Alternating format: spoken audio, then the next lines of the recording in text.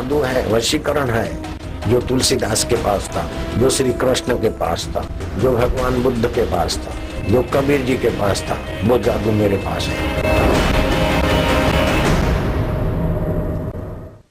नमस्कार, मैं हूं रवि शर्मा। आज इंडिया न्यूज पर आसाराम का ब्रेन मैपिंग टेस्ट होगा। जी हां, आसाराम पोटेंसी टेस्ट के लिए तो लगातार इंकार करते रहे, लेकिन आज वो इंकार नहीं कर पाएंगे। आज उनका रोम रोम चीख चीख कर बताएगा कि आसाराम के दिमाग में क्या कुछ छिपा है। आइए देखते हैं आसाराम की ब्रेन मैपिंग लाइव। आज आसाराम के दिमाग की खिड़की खुलेगी। आज दिमाग में छिपा सच सामने आएगा। आसाराम सच से इनकार नहीं कर पाएंगे।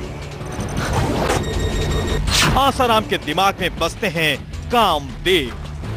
जब भी कोई लड़की देखूं मेरा दिल दीवाना बोले ओले ओले ओले ओले ओले ओले, गाओ तराना यारा झूम झूम के होले होले ओले ओले ओले ओले ओले ओले, मुझको लुभाती है जवानियां, मस्ती लुटाती जिंदगानियां, माने न कहना पागल मस्त कौन सा जो ये ओले ओले ओले ओले ओले ओले। जी हाँ, 70 की उम्र में न तो स्टेज पर यूं फुदकना आसान है और न ही लड़कियों को देखकर यूं मन का मचलना। मुझको लुभाती है जवानियां, मस्ती लुटाती जिंदगानियां। लेकिन आसाराम ये सब बखूबी कर लेते हैं। लड़कियों और महिलाओं को देखकर आसाराम का मन मयूर नाच उठता है, दिल बाग बाग हो जाता है और आसाराम स्टेज पर हिरण की भांति कुलाचे भरने लगते हैं। जब भी कोई लड़की देखूं मेरा दिल दीवाना बोले ओले ओले ओले ओले ओले ओले, गाओ तराना यारा झूम झूम के होले होले ओले ओले ओले ओले ओले। जी हाँ, आज देश के एक जाने माने एक्सपर्ट्स ये राज खोल देंगे कि आसाराम के दिमाग में लड़कियों को देखते ही होता क्या है। तेरी लगन जिसे लग जाए।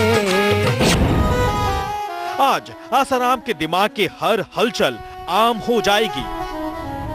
आप भी जान जाएंगे कि सफेद दाढ़ी और सफेद बालों के पीछे छिपे एक रंगीन दिल और दिमाग छिपा है। आज न छोड़ूंगा तुझे,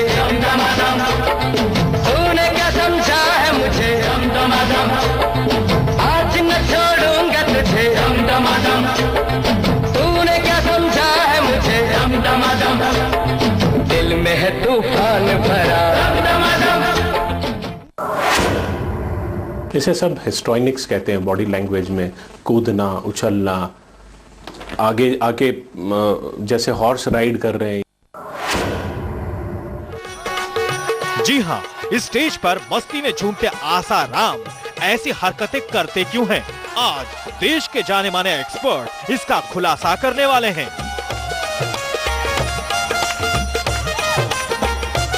वो बताएंगे आसाराम की आंखों में औरतों को देखते ही चमक क्यों बढ़ जाती है।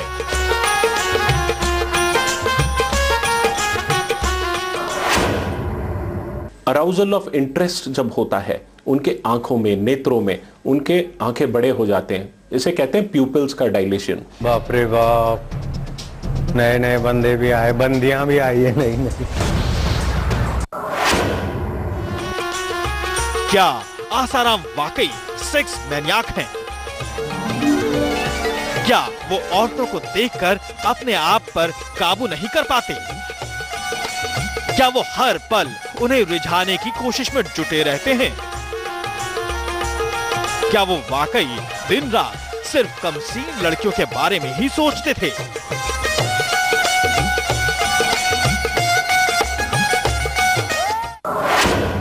आपको लगता है महिलाओं के खिलाफ मैं बोलूंगा? किसी भी दूसरे स्पिरिचुअल गुरु में मैंने ये ऐसे बॉडी लैंग्वेज नहीं देखा है।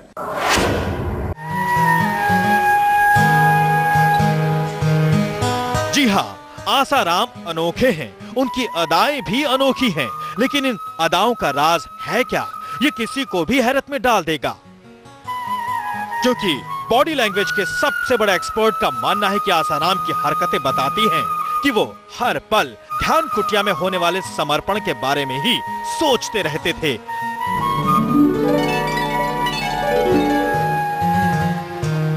प्रवचन देते वक्त भी और भक्तों को दर्शन देते वक्त भी। आप बॉडी लैंग्वेज के अंदर ये भी देखिए, जब वो एक रेफरेंस दे रहे हैं एक इंसिडेंट्स का, कहते हैं कि आप लोगों की तो शादी एक बार होती है, हाँ ऐसा कुछ मैंने देखा था, और मेरी तो बार बार होती है, मेरी तो रोज शादी होती है। मैं क्या, दुल्हा की तो एक बार शादी होती है, मेरी तो रोज शादी होती है। हाय हाय। भक्तों को लगता था कि आसाराम ये बातें अपने भक्तों को हंसाने के लिए कहते हैं। असल में अक्सर वो वही कह जाते थे जो सच होता था। दरअसल कई बार आसाराम महिला भक्तों को सामने देखकर खुद पर काबू खो बैठते थे, लेकिन आज आसाराम की बॉडी लैंग्वेज सारे राज उगल देगी। आज पूरा देश जान जाएगा कि आसाराम के दिमाग में क्या क्या राज छिपे हुए हैं। काम बेकार होता तो काम को हटा दो तो बच्चे कैसे पैदा होंगे, और कामना कैसे होगी, संसार कैसे चलेगा, काम भी चाहिए। जाहिर है आसाराम के दिमाग में काफी कुछ छिपा है, और आसाराम का दिमाग आज आसाराम के खिलाफ उनका हर राज उगल कर रख देगा। वो बता देगा कि आसाराम की हरकतें असल में उनके दिमाग का आईना है, और उनकी हर हरकत के पीछे कोई ना कोई खास वजह जरूर होती है। खुलेगा हर राज, आप बस देखते रहिए इंडिया न्यूज। दिल को देखो चेहरा न देखो, दिल को देखो चेहरा न देखो, चेहरों ने लाखों को लूटा। Bureau report India news. और चेहरा झूठा, दिल सच्चा और चेहरा। कहने को आसाराम के पास आज सब कुछ है, अरबों के आश्रम, लाखों भक्त और सैकड़ों सेवक, लेकिन फिर भी आसाराम के दिल की एक तमन्ना अधूरी ही रह गई। अपनी इस ख्वाहिश को पूरा करने के लिए आसाराम ने चोरी तक का रास्ता अपनाया, पर वो भी नाकामयाब रहा। दरअसल आसाराम ओशो बनना चाहते थे, और यह खुलासा भी आसाराम की ब्रेन मैपिंग से ही हुआ है।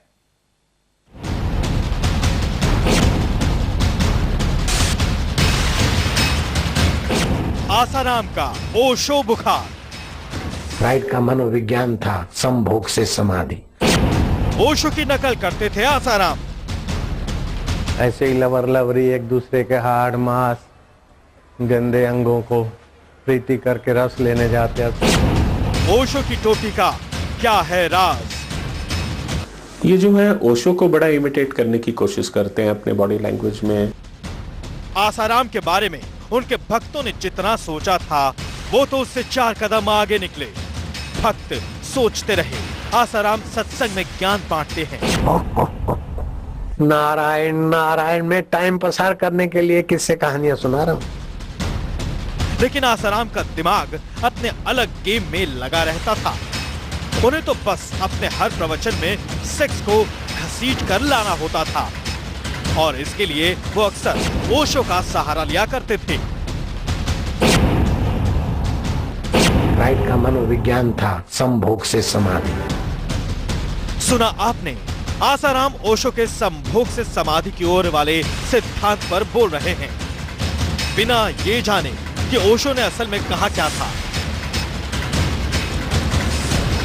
और तो और दुनिया के सबसे बड़े मनोवैज्ञानिक फ्राइड को भी घसीट लिया।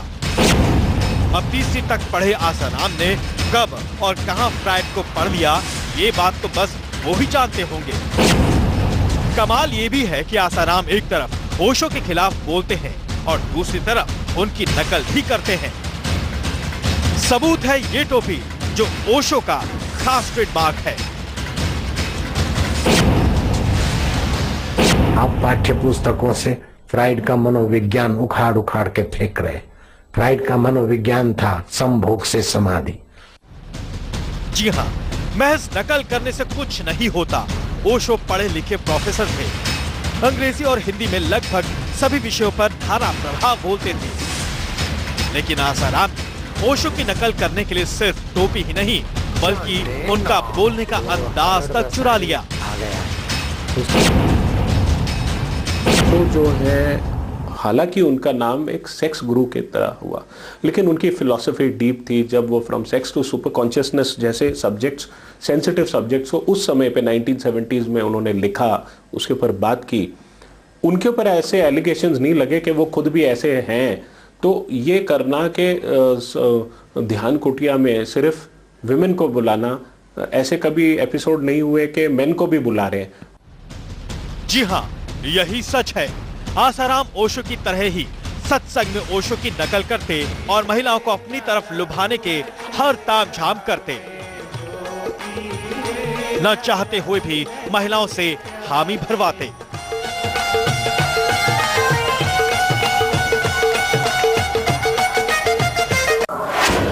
सभी महिलाओं का मंगल चाहते तो हाथ ऊपर करो। मैं सभी महिलाओं का मंगल चाहता हूं, ऐसा लगता है तो महिलाएं हाथ ऊपर करो। दिल को देखो चेहरा न देखो, दिल को देखो चेहरा न देखो, चेहरों ने लाखों को लूटा। दिल सच्चा और चेहरा झूठा, दिल सच्चा और चेहरा झूठा। बॉडी लैंग्वेज एक्सपर्ट अनुपम कपिल की माने तो आसाराम भले ही ओशो को कॉपी करते, लेकिन उनमें ओशो जैसी गंभीरता नहीं थी। आसाराम का चेहरा कुछ बोलता और उनके दिल में कुछ और ही चल रहा होता था।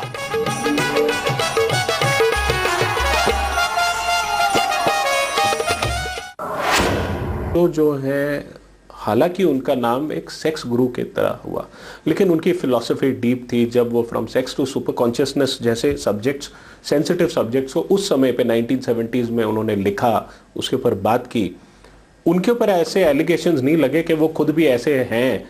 तो ये करना कि ध्यान कुटिया में सिर्फ विमेन को बुलाना, ऐसे कभी एपिसोड नहीं हुए कि मेन को भी बुला रहे हैं।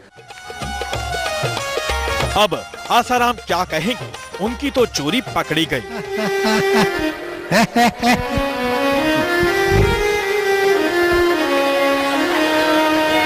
उनके दिल की बात उन्हीं के चेहरे और बॉडी लैंग्वेज ने खोल कर रख दी। आनंद। वैसे सच ये भी है कि आसाराम सत्संग में शुरुआत भले ही कहीं से भी करते हो, लेकिन आखिरकार वो पहुंच जाते थे सेक्स तक। जी हाँ, यकीन नहीं होता तो बतौर सबूत ये वीडियो देखिए। आनंद। जैसे पतंगिया है ना, दिए में रस लेने कोई जाता है, मजा लेने कोई जाता है, नहीं जाता। दीपक के तरफ भागता है सुख लेने के लिए, रस लेने के लिए, नीरस होकर मर जाता है। ऐसे ही लवर लवरी एक दूसरे के हाड़ मांस गंदे अंगों को प्रीति करके रस लेने जाते हैं। फिर अरे भाई सुरेश भैया, अरे तुम सुनाई तो मजा आई भाई सबका। कहा तो आसाराम धर्म और ज्ञान की बात कर रहे थे और सत्संग में शुरू कर दी सेक्स क्लास।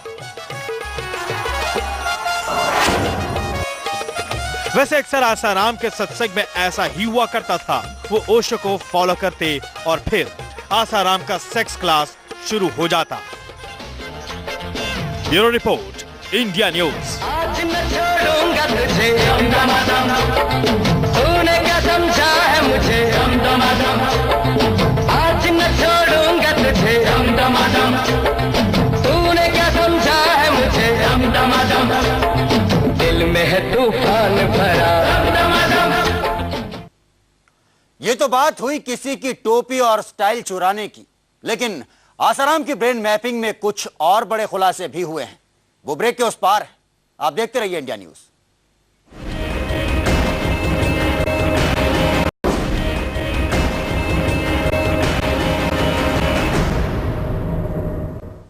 आसाराम की बॉडी लैंग्वेज बेहद खास है। वो आम धर्मगुरुओं जैसी बातें नहीं करता। आसाराम की हरकतें बताती हैं कि वो हर वक्त सेक्स के बारे में ही सोचते रहते हैं। और ये दावा किसी आम शख्स का नहीं है, ये दावा उसका है जो बॉडी लैंग्वेज पढ़ने के मामले में सबसे बेहतर माना जाता है इस मुल्क में, किस आधार पर हुआ यह दावा, अब ये देखिए।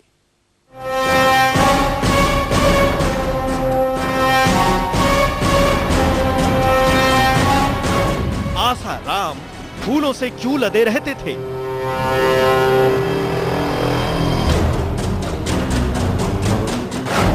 आसाराम को सजने धजने का शौक क्यों था?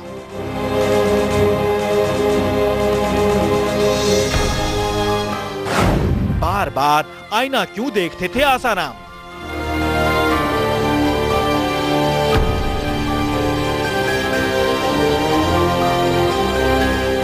आसाराम को सुगंध से खास लगाव क्यों था?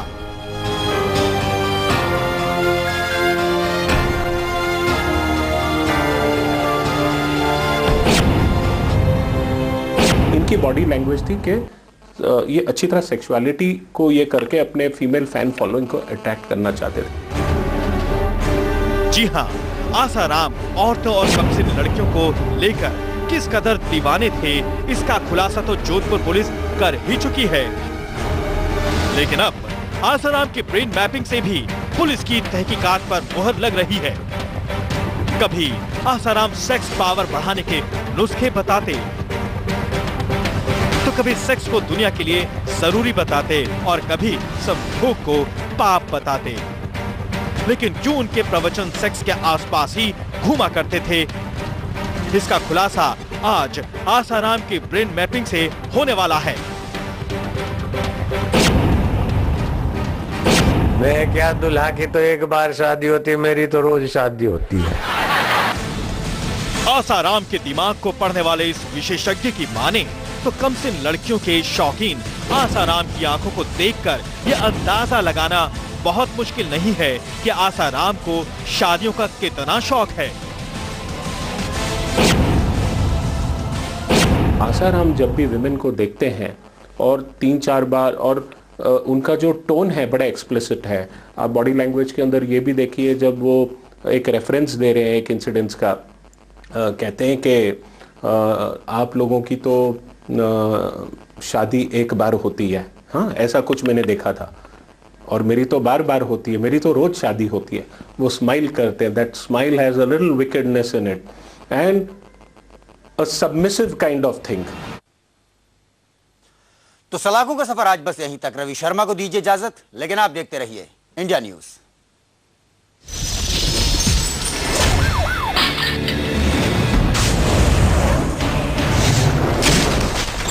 सलाखें।